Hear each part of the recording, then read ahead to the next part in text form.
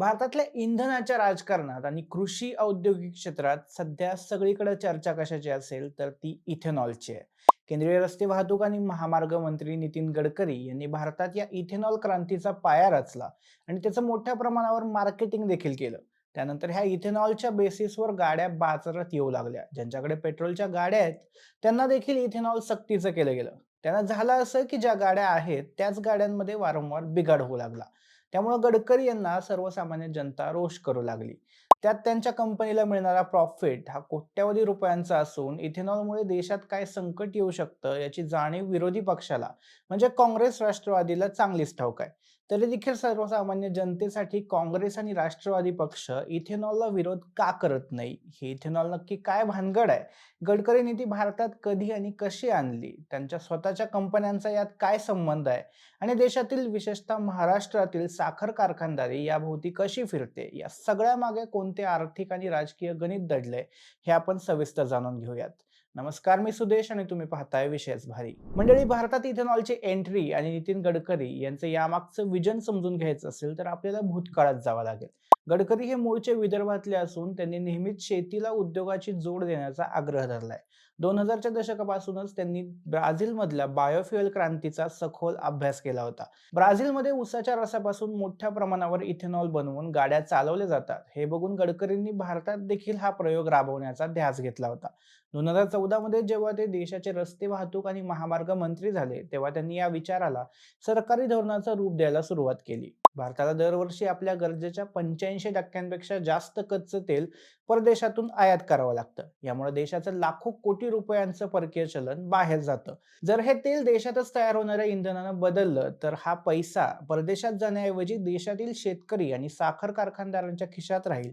हा त्यामागचा त्यांचा मुख्य हेतू होता. सुरुवातीला या धोरणाचा वेग संथ होता कारण तेल कंपन्या आणि जुन्या वाहन कंपन्या या बदलाला तयार होत नव्हत्या.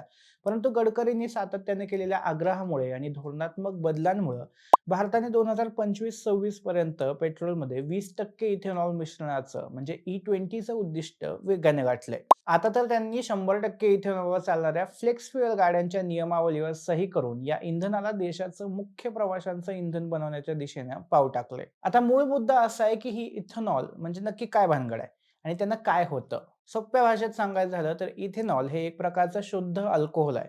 त्याची निर्मिती प्रामुख्याने साखरेच्या मळीपासून, थेट उसाच्या रसापासून किंवा खराब झालेल्या अन्नधान्यापासून केली जाते. जेव्हा हे इथेनॉल पेट्रोलमध्ये ठराविक प्रमाणात मिसळलं जातं, तेव्हा त्या इंधनाची ज्वलन क्षमता वाढते आणि त्यातून निघणारा धूर पर्यावरणाला कमी घातक असतो. यामुळे हवेतील कार्बन मोनॉक्साईड आणि इतर विषारी वायूंचं प्रमाण लक्षणीयरित्या कमी होतं. देशाच्या अर्थव्यवस्थेचा विचार केला तर जितके जास्त इथेनॉल पेट्रोलमध्ये मिसळले जाईल, तितकी कच्च्या तेलाची आयात कमी करावी लागेल, ज्यामुळे देशाची आर्थिक पत मजबूत होईल. सरकारने याला हरित इंधन म्हणून प्रमोट केलंय आणि यामुळे देशातील शेतकऱ्यांना त्यांच्या पिकाला, विशेषतः ऊसाला चांगला भाव मिळेल असा सातत्याने दावा केला जातोय. पण या निर्मितीच्या मागे आणि गाड्यांमध्ये ते टाकण्याच्या प्रक्रियेमध्ये अनेक तांत्रिक आणि व्यावसायिक गणित आहेत. सुरुवातीला साखर कारखान्यांमध्ये केवळ साखरेचं उत्पादन दुय्यम मानून उरलेल्या मळीपासून अल्कोहोल बनवलं जायचं, ज्याचा वापर प्रामुख्याने मद्य निर्मिती किंवा रासायनिक उद्योगांमध्ये व्हायचा. पण गडकरींच्या पुढाकारानंतर केंद्र सरकारने ऑइल मार्केटिंग कंपन्यांना HPCL, BPCL, IOCL या कंपन्यांना थेट कारखान्यांकडून इथेनॉल खरेदी करण्याचे आदेश दिले.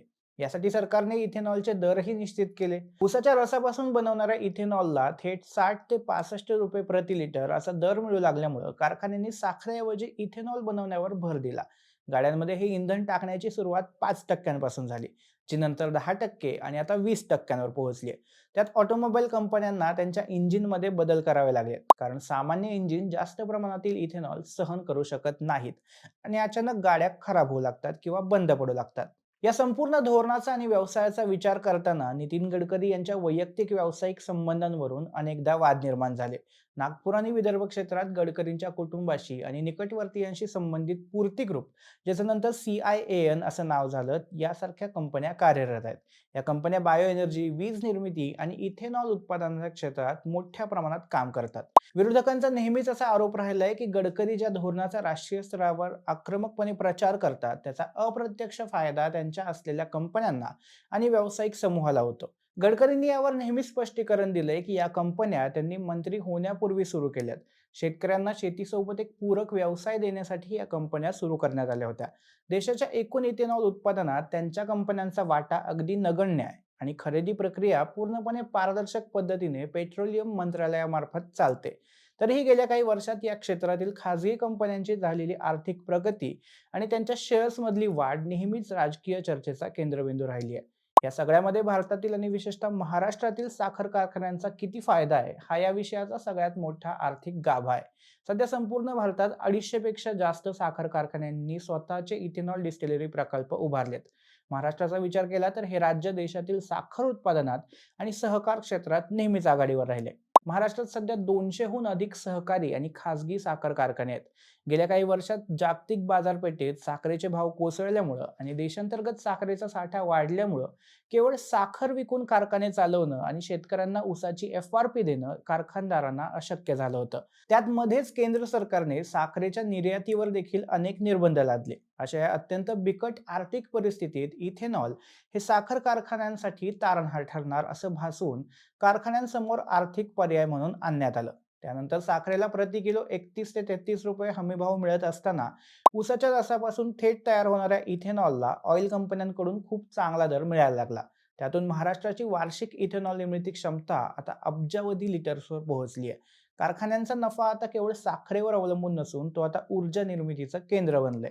यामुळे कारखान्यांची आर्थिक तरलता सुधारली असून बँकांकडून त्यांना मिळणारं कर्ज आणि खेळतं भांडवल मिळणं सोपं झालंय. त्याचबरोबर मंडळी, पश्चिम महाराष्ट्र, उत्तर महाराष्ट्र आणि मराठवाड्याच्या काही भागांमधल्या साखर कारखानदारी केवळ या इथेनॉलच्या पैशांवर तग धरून आहे. आता या संपूर्ण चित्राची दुसरी आणि अत्यंत गंभीर बाजू म्हणजे हे इथेनॉल लोकांवर कशा प्रकारे लादलं गेलंय. खरं पाहता सर्वसामान्य वाहनधारकांच्या आणि जनतेच्या दृष्टीनं पाहिलं तर त्यांच्याकडे कोणताही पर्यायच उरलेला नाहीये. आज तुम्ही कोणत्याही पेट्रोल पंपावर गेला तर तिथे मिळणाऱ्या पेट्रोलमध्ये आधीच 20% इथेनॉल मिक्स केलेलं असतं. ग्राहकाला शुद्ध पेट्रोल हवं असेल तर तसा पर्याय उपलब्ध नाहीये. विविध ग्राहक संस्थांनी केलेल्या पाहणीनुसार या E20 पेट्रोलमुळे गाड्यांच्या मायलेजमध्ये 10 ते 15% घट झाली आहे. म्हणजेच ग्राहकाला पूर्वी जितक्या पेट्रोलमध्ये जेवढं अंतर कापता यायचं, आता तेवढ्याच पैशात कमी अंतर कापावं लागतंय. दुसरी मोठी समस्या म्हणजे जुन्या गाड्यांची इंजिनं. इथेनॉलमध्ये हवेतील ओलावा शोषून घेण्याचा गुणधर्म असतो. यामुळे गाडी जर काही दिवस बंद राहिली तर पेट्रोल टाकीत आणि फ्युएल पाईपलाईनमध्ये पाणी साठतं, ज्यामुळे इंजिन खराब होतं, गंज चढतो आणि फ्युएल पंप निकामी व्हावे लागतात. यामुळे वाहनधारकांना दुरुस्तीचा मोठा आर्थिक भुर्दंड सहन करावा लागतोय. लोकांच्या वाहनाचं नुकसान होत असताना आणि मायलेज कमी होत असतानाही पेट्रोलचे दर कमी झालेले नाहीत.